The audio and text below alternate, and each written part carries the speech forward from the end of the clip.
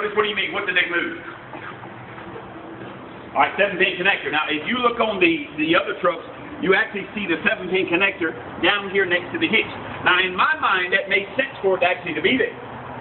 Because now, the cord that comes off of your trailer, normally it's not that long, and not in a lot of cases, so it makes sense for me for it to be right down on that side. Why do you think they moved it? Because the cable's hanging down underneath the right there.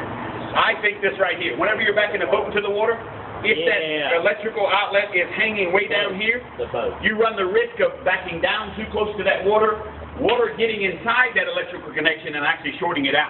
That actually happens all the time. They have people coming to the back there, and their electrical system is shorted out because they got it in too much water. If you get it wet, now it's okay, but I understand if it actually gets submerged in water, it actually does that. So I like the way they actually moved it up. It's actually right up here on the bumper right there on that side. What's the advantage of having a 4-pin on one side, 7-pin on the other side? No adapter. No adapter, exactly. Because back in the day, our trucks only came with the 7-pin, so every customer had to go down to Lowe's as soon as they left here until we learned to actually stock them in the back there and go buy themselves a connector. We made so many customers happy by just starting carrying those little $15 connectors and giving them to a customer when they actually bought a Tundra. Well, now on the Toyota Tundra, you don't actually have to worry about it. It's actually on both sides, right there. All right? I like that. Why do you think they actually put the light back here on the side? This is called a tag light. Did you notice it actually is recessed back? Why do you think we did that? So that you don't have so that you can't bust it out. Exactly. All right, that cover, with it being recessed back in there, less likelihood of a piece of wood or something like that dropping on the back there and knocking it down. All right? Now, this is new for us this year. This right here, I'm sure some other manufacturers have this going right there. I'm telling you right now, that's got to be for rear stability and also for gas mileage. It's what that actually fin is in the back for. I like the styling of it myself. Hey, I understand we copied it from somebody else, but hey, it is what it is that we got on that side. Is every single Tundra standard with a backup camera? It is. You need to talk about that 100% of the time, every single Tundra standard with a backup camera. Kayla, come up for me real quick and drop that tailgate. All right, tell me what just happened. Drop it, let it go. Obviously you didn't know that, so you're learning something right here. All right, it doesn't just go. All right, now that truck you've been driving to work, if you would have dropped the tailgate on that truck, it would probably shake the parking lot. On that side. All right, drop it down and back up. Up on that side. Now, why is that? Have you ever seen that before? You have not. Why is it doing that? Tell me what the benefit to you is. All right, now you've actually got 2 boys in your family, is that right? How old are they? Tell me the height. Measure the height on your side right there on that side. Now, if one of them happens to be beside you and you don't know it, you go to drop that tailgate, drops down on that little boy's head, actually does quite a bit of damage. That's some injury that we've got there. Watch this for me if you would.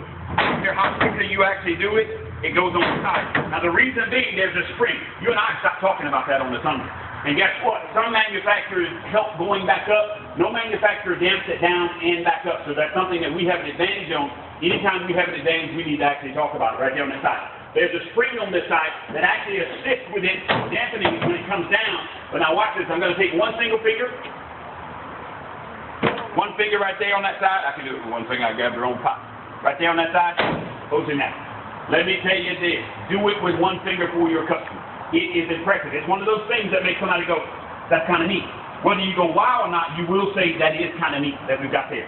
Locking tailgate that we've got on the back there, another security feature. How many times have we actually, I know in the Tacoma we actually added a locking tailgate to that man's black Tacoma that we've got. It's a very, very popular option. Tailgate on the back. All right, nice that we've got there. All right, let me ask you this, deck rail system. How does the deck rail system work? Does anybody know? Let me get the fleet, and I want somebody to show me how they actually work.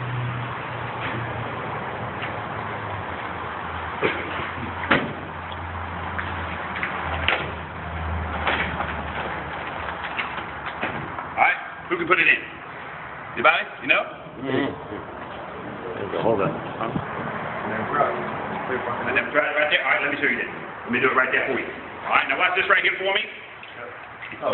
Now, there is a mail in. See that mail in right there on that side? All right, notice on the other side you don't actually have it. On the Tacoma, you don't have to actually take this stopper out. Even though you can on the Tacoma, but you don't have to. All right? But in the actual Tundra, you do actually have to do this. Loosen it all the way up. That old rule, righty-tighty, lefty-loose. Is that right? Watch this right here for me. Pull that straight back. The mail in actually leads in. See it right there? And then when I'm ready to slide it, push it down, and actually slide. Now in the grooves right here, there are actually a lot of little teeth. When it gets to a point right there, it's locked in one.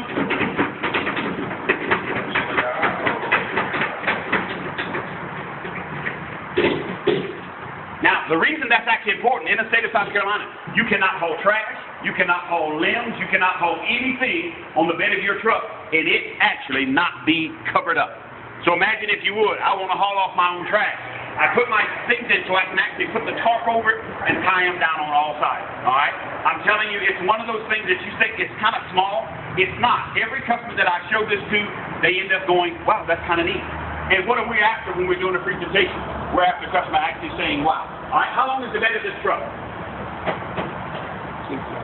6.5 foot bed. That's the standard bed for a lot of our vehicles that we got. What about a crew max? What does it change to? 5 foot. 5.5 foot. 5.5 foot bed for a crew max, a foot shorter. Now the reason being, we actually take that foot worth of room that we take from the bed, put it into the cab of the truck. What's the longest bed I can actually get in the Tundra? 8.1. 8.1 inch bed. You and I need to know our truck, our cab configuration, and our truck configuration. What about cab? What is this cab we're looking at now? Is this the crew max? No, it's a double cab. Double cab, of course. Crew max is the one that's larger. Crew max only comes with one single bed. What's that bed size? 5.5 foot that we've got there. But you can get a double cab. It's very rare, but you can get a double cab with a 8.1 inch bed, and it's very common to see a regular cab with an 8.1 inch bed. All right? 3 cab configurations, 3 bed configurations for you to actually know and remember on that side. All right? Spray and bed liner that we've got there, nice option. Southeast Toyota does offer that. Deck rail system we just talked about there on the side. Let me ask you something. What are those plugs up there that we've actually got sealed now? Is that so water can actually go out of the truck up on the front? Because if you ever looked at a bed that didn't have a spray and bed liner, you would actually be able to take those plugs out. No. Does that know what it's for? I used to actually think that it was for water actually going out of the vehicle. Water actually goes out up here in this top corner. Excuse me, right there. Anytime you see water in the bed of a Tundra, it's actually dripping right out of that corner up there on that side. That right there is simply where the robot actually grabs it and dips it down in a phosphate bath. Now, phosphate is that thing that Toyota does that keeps rust from forming on the body of the car. Now, a lot of manufacturers spray it, but Toyota actually dips the entire cab and dips the bed. So that's where the robot actually holds on to it, dips it down into that phosphate bath, so it actually gets that rust inhibitor process, and then pull it back out on that side. All right, come around this side for me real quick if you would. I'm not going to hold you much longer. New wheels. You actually need to see this. Now, I'm telling you, a lot of people are saying that I don't like this wheel, but I'm telling you, black wheels are out. They're out in force. There are a lot of people, I don't know, since Mr. Hagan has been here, he's been ordering those black wheels. I'm telling you right now, it helps the truck move. To lift the truck up and actually add some black wheels to it, it gets big. So Toyota got on board with it. It's in the manufacturing process. Here's what I love about it. You got black and chrome. Watch this. Chrome, black, all the way around the car. It kind of ties into me. It looks good that we got. Now, Mr. Tommy North didn't like his.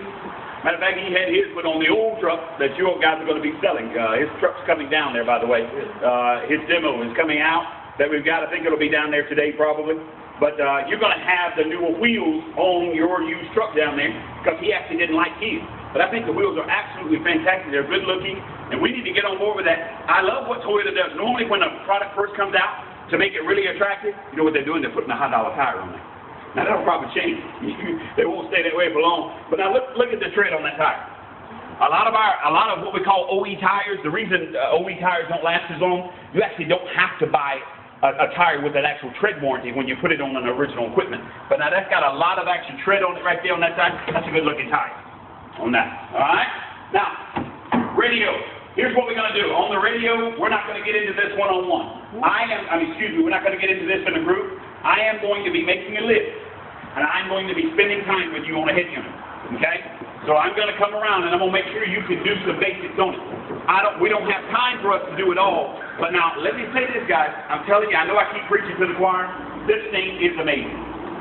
And I've been in the car business now for going on 17 years, and I am shocked. I am amazed. I have an iPhone, and I'm not into phones that much, but for all my music, to be able to either be, you know what, my cover art.